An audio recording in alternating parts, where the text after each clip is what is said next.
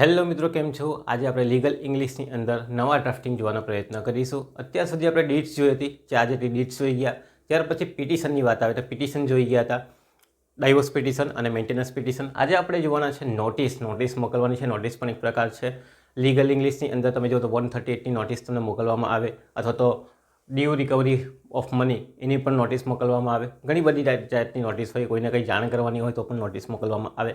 પણ આપણા પરીક્ષાની અંદર જે પૂછાઈ ગઈ છે રિકવરી ઓફ મની, બરાબર, જે બાકી લેણાની રકમ છે એને સામેવાળા તરફ આપણે નોટિસ મોકલવાની છે. એક ક્વેશ્ચન આપણો પૂછાઈ ગયો છે, તો આજે આપણે એનો અભિપ્રાય આપીશું. બાકી એને પૂછાય તો 138 પૂછી શકાય છે. ચેક બાઉન્સ થાય ત્યારે જે નોટિસ મોકલવાની હોય એઝ અ એડવોકેટ થ્રુ, તો તેની વાત આવી શકે. ચાલો સૌથી પહેલાં ફોર્મેટ જોઈ લઈએ. ફોર્મેટની અંદર શું આવે તો સૌથી પહેલાં અહીંયા ઉપર લીગલ નોટિસ એવું લખેલું હોઈ શકે. એના ઉપર આવે એડવોકેટના સાઇન સિક્કા. તમે કદાચ નોટિસ નહીં જોયો તો બતાવી દઈએ કે નોટિસ કયા ટાઈપની આવે. તો તમે અહીંયા નોટિસનો ડેમો જોઈ શકો છો. ઉપર વકીલનું નામ હોય, બરાબર, સામે સિમ્બોલ હોય, પછી વચ્ચે સેન્ટરની અંદર લીગલ નોટિસ તમને જોવા મળે, અને પછી સામેવાળાનું નામ અહીંયા જો દેખાય તે રીતે સામેવાળાનું નામ જેને આપણે મોકલીએ છીએ પ્રતિ કરીને, અહીંયા ટુ કરીને આપણે સામેવાળાનું નામ લખવાનું છે. ત્યાર પછી સબ્જેક્ટ જે છે તો સબ્જેક્ટ લખી દેવાનું છે. ત્યાર પછી જે મેટર છે, આખી ફેક્ટ છે, હકીકત છે, તે તમારે અહીંયા સમજાવવાની છે કે ભાઈ આ અમારા ક્લાયન્ટ છે અને એડવોકેટ હું છું. એની ઇન્ફોર્મેશન જે અમને આવી તે પ્રમાણેની હું તમને નોટિસ મોકલાવું છું. પછી વિગતો લખવાની છે, 1 2 3 4 કરીને જે વિગતો આવે તે વિગતો લખવાની. જેવી બનાવ હોય તેવી જઈને, કોઈની પાસે પૈસા લેણા બાકી હોય તેની હોય, કોઈને દસ્તાવેજ મોકલવાનો હોય એની નોટિસ હોય, તો કોઈ પણ જાતની બાબતો હોઈ શકે. અને છેલ્લે પછી સિગ્નેચર ઓફ એડવોકેટ અને સિગ્નેચર ઓફ ક્લાયન્ટ બંનેની સાઇન આપણે અહીંયા લખી લેતા હોય.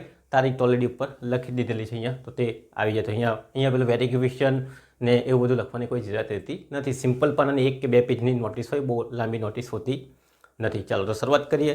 અહીંયાથી આપણે નોટિસ મોકલવાની છે. તો legal notice for recovery of money. Recovery એટલે કે બાકી લેણાની વસૂલાત માટેનો આપણે નોટિસ મોકલવાની છે.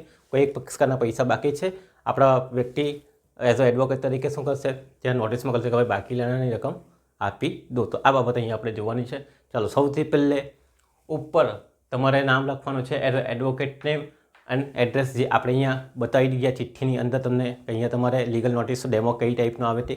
ચાલો તો સૌથી પહેલે એડવોકેટ નેમ XYZ લખી શકો, પોતાનું નામ પણ લખી શકો છો, બરાબર.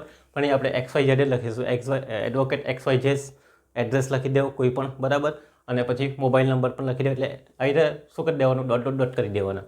અને આ બાજુ સિમ્બોલ એડવોકેટનો તમારે બતાવી દેવાનો રહે, બરાબર. ચાલો તો આવું દરેક 2 3 એડવોકેટ તો બંને એડવોકેટના નામ પણ હોય. ફોર્મ હોય તો ફોર્મનું નામ અહીંયા હોય, બરાબર. તો એ તમારે અહીંયા લખવું પડે, બરાબર. ચાલો તો આ યાદ રાખજો, આ આપણો આખો પેજ છે. આખા પેજના ફર્સ્ટ હેડિંગની અંદર એડવોકેટનું નામ હોય, બરાબર, આવી રીતે. ચાલો પછી ચાલુ થાય આપણો મેઇન પાર્ટ. મેઇન પાર્ટની અંદર સૌથી પહેલાં સ્ટાર્ટિંગની અંદર લીગલ નોટિસ એવું લખવામાં આવે ઉપર. ગુજરાતીમાં હોય તો ગુજરાતીમાં પણ લખવામાં આવે, અને ઇંગ્લિશ હોય તો ઇંગ્લિશમાં પણ કેપિટલમાં આપણે લખવાનું છે. લીગલ નોટિસ અંડરલાઇન કરી દેવાની. ચાલો પછી શરૂઆત થાય ડેટથી, બરાબર. તો ડેટ લખી દેવાની છે. આપણી ડેટ કઈ છે? That is 15 March 2026. તો એ તમારે લખી દેવાની. પેપરની જે તારીખ હોય તે પણ તમે લખી શકો છો.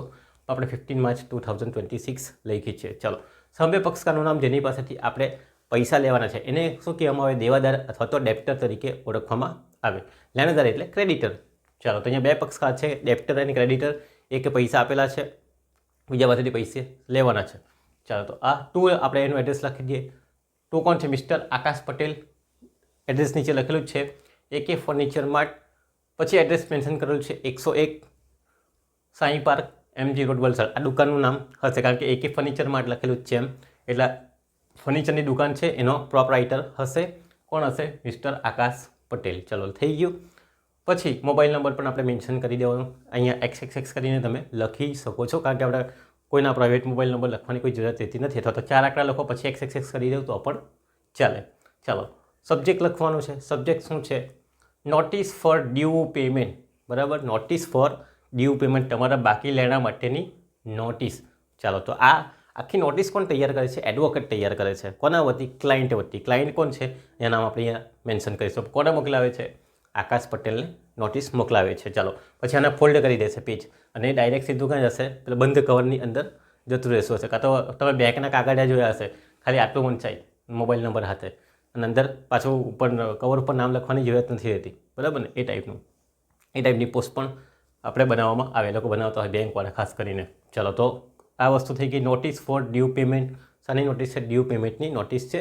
ચાલો પછી સ્ટાર્ટિંગ કરવાનું dear sir. Okay, dear sir લખી શકો, રિસ્પેક્ટેડ સર લખી શકો. આપણાથી મોટા નહીં મળે એટલે આપણે ડિયર સર લખી દઈએ, અથવા તો સર લખી દઉં તો પણ ચાલશે. જે તમને એલિજિબલ લાગે તે અહીંયા યુઝ કરી શકો. આપણે ડિયર સર લખી દેવાનું છે. ચાલો પછી એક લાઇન છોડીને અહીંયાથી આપણે પેરેગ્રાફ ચાલુ કરવાના છે. અત્યાર સુધીનું આ બાબત તમને ખ્યાલ જ છે કે રીતે ફોર્મેટ તૈયાર કરવાનું છે. લેટર તમે કોઈ દિવસ લખેલો હશે એટલે તમને ખ્યાલ આવી જશે. આ લેટર ટાઈપમાં લખવાનું છે, લેટર રાઇટિંગ ટાઈપ. ઓકે, ચાલો શરૂઆત કરીએ. સૌથી પહેલે શરૂઆત શાંતિ કરવાની છે કે ભાઈ આ હું એડવોકેટ છું અને ક્લાયન્ટે અમને જે વિગત આપી તે બદલમાં હું તમને નોટિસ આપી રહ્યો છું. કોને નોટિસ આપી રહ્યા છે? આકાશ પટેલને નોટિસ આપી રહ્યા છે. તો એ વિશે તમારે લખવાનું છે. ચલો, વી આર એડવોકેટ, બરાબર, અમે એડવોકેટ, અમો એડવોકેટ અથવા અમો વકીલ એમ. Writing this notice on behalf as per the information receive from our client. બરાબર, શું કહે છે? વી આર એડવોકેટ, અમે વી આર એડવોકેટ અથવા we advocate writing this notice, notice લખી રહ્યા છે on the behalf as per the information, on the behalf of as per the information, બિહાફના બદલમાં. કોના બદલમાં? તો આ જે અહીંયા ક્લાયન્ટ નીચે નામ છે એના બદલમાં. Information and received from our client mister Ramesh Patel. Mister Ramesh Patel જે એમના ક્લાયન્ટ છે, કોના? આ એડવોકેટના. એડવોકેટનું નામ ઉપર આવી ગયું એટલે પાછું લખવાની જરૂરત નથી.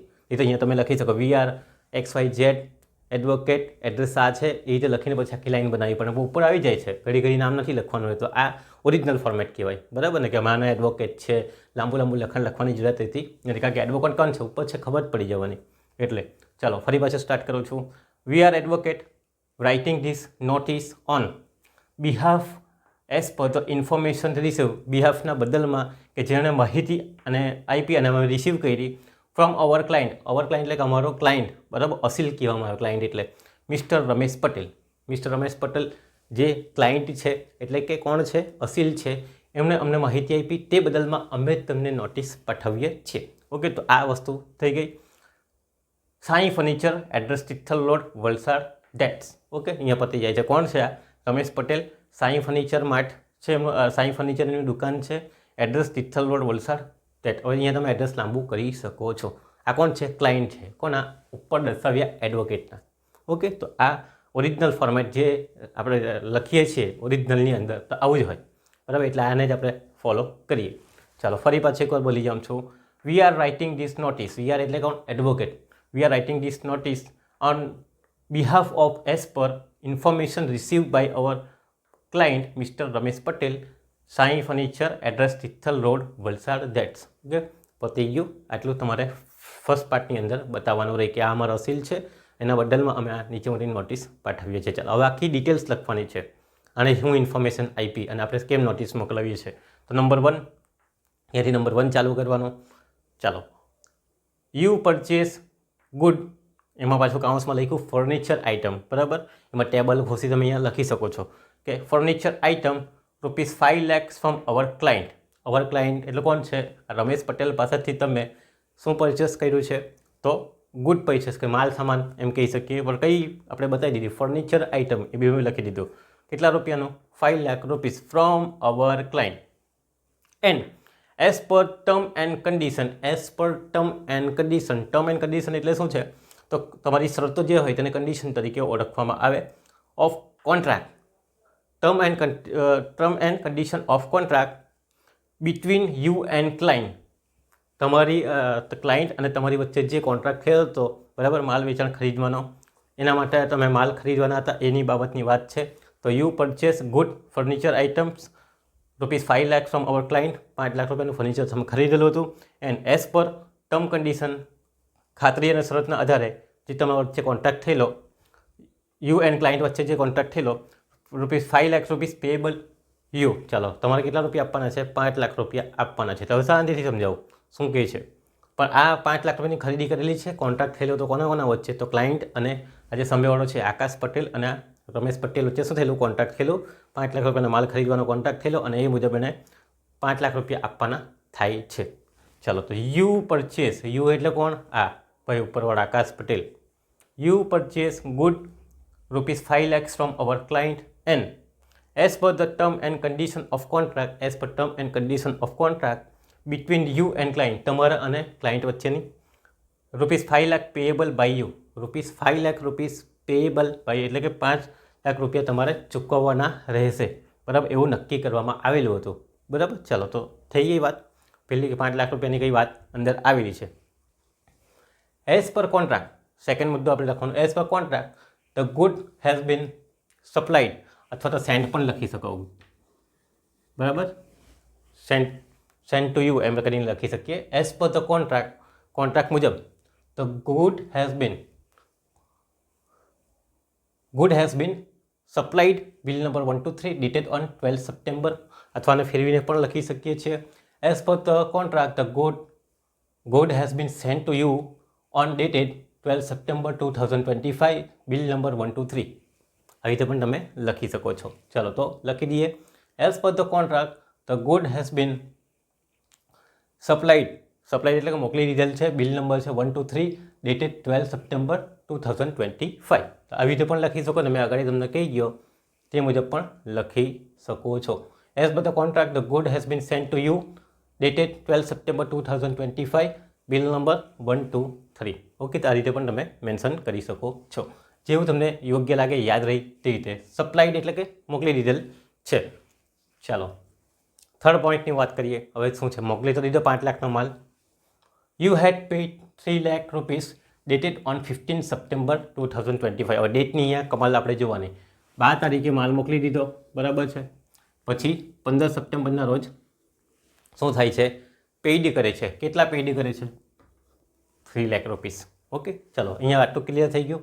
યુ હેડ એટલે કે તમે ₹3 લાખ મોકલ્યા છે, એટલે કે you had paid ₹3 lakh dated on 15 September 2025 and ₹2 lakh is pending for which you had asked to pay in 3 months, next 3 months એમ, બરાબર. તો ₹3 લાખ તો ચૂકવી દીધા છે, પણ 2 લાખ રૂપિયાની વાત કરીએ તો 2 lakh is pending, 2 લાખ રૂપિયા હજુ બાકી છે ચૂકવવાના.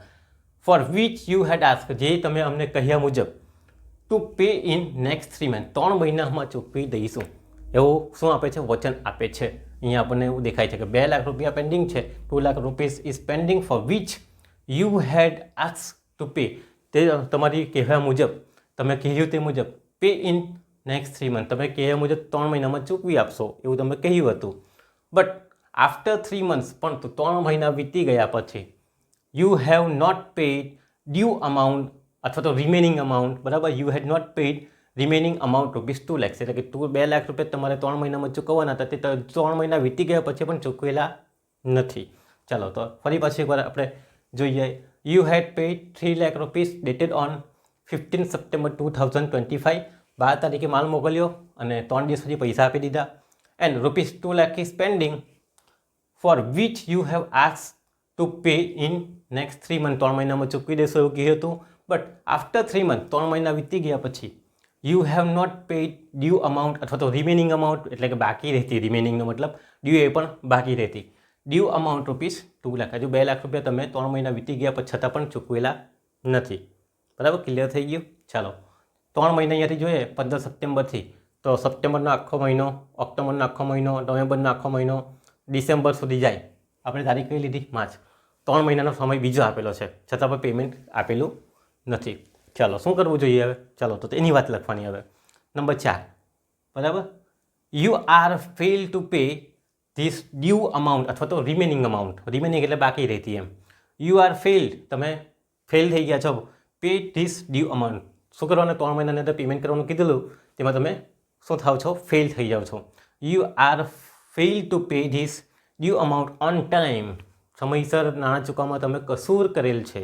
ફેલનો મતલબ કસૂર એમ, બરાબર. Our client has inform you by phone, અમારો ક્લાયન્ટ એટલે કે આ જે ભાઈ છે, બરાબર, અહીંયા રમેશ પટેલ, બરાબર.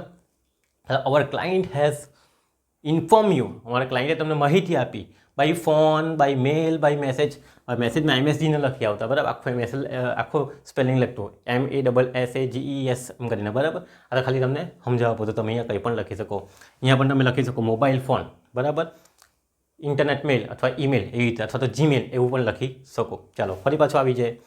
You are fail to pay this due amount on time, સમયસર પૈસા ચૂકવવામાં તમે કસૂર કરેલ છે. Our client has inform you by phone, by mail, by message, ત્રણમાંથી કોઈ બી એક જ લખજો તમને જે ઠીક લાગે, અથવા તો by mobile phone or mail એવું લખી દેવાનું. બટ પણ you have not paid the remaining amount till date. Till date એટલે કે આ જ તારીખ સુધી, કઈ તારીખ? 15 માર્ચ 2024 સુધી યુ હેવ નોટ પેઇડ, તમે કોઈ પણ પ્રકારની બાકી લેવાની રકમ ચૂકવેલ નથી. But you have not paid the remaining amount or due amount till date. Till એટલે કે આજની તારીખ સુધી. ઓકે, તો આ થઈ ગયું 4 નંબર. તો આ રીતે લખી દઉં, you are the fail to pay this due amount on time, our client has inform you અથવા send a message by phone, by mail, but you have not paid the remaining amount till date. આજની તારીખ સુધી તમે કોઈ payment ચૂકવેલું નથી. આટલું બધું inform કર્યું છતાં બી નથી સાંભળતો. હવે તો શું કરીએ? ચાલો તો શું કરીએ જોઈ લઈએ. 5ની વિગતમાં લખવાનું કે શું થાય. પાછોને ટાઈમ આપીએ, ભાઈ હજુ 5 દિવસ લઈ લે, મહિનો લઈ લે અને પૈસા આપી દે. નહીં આવે તો પછી હું તારા પર શું કરા? કાર્યવાહી કરા. આપણે સમજાવે દોસ્તારને બી, બરાબર? તેવી રીતે અહીંયા પણ આપણે સમજાવવું પડે. You are request to pay due amount within 15 days, અથવા તો કયું આવશે? Remaining amount, due amount same જ, જે મતલબ લખો તે. પણ અહીંયા મેં બંને મિનિંગ લખાવી દીધા તમને યાદ રહી એના માટે. રિમેનિંગ લખો તો લાંબુ થઈ જશે, ડ્યુ લખશો તો થોડું શોર્ટની અંદર પતી જશે, પણ તમને યાદ રહેવું જોઈએ. એટલે યુ આર રિક્વેસ્ટ, તમને વિનંતી કરીએ છીએ ટુ પે રિમેનિંગ અમાઉન્ટ અથવા તો ડ્યુ અમાઉન્ટ વિધિન 15 days, 15 દિવસની અંદર. તમે ચાહો તો અહીંયા 1 month કરી દેજો, બરાબર? 1 monthની અંદર તમે શું કરી દઉં? કારણ કે ઓલરેડી આપણે 3 મહિના આપ્યા પછી વધારાનો મહિનો શું કામ આપીએ? એટલે આપણે 15 દિવસ જ આપ્યા.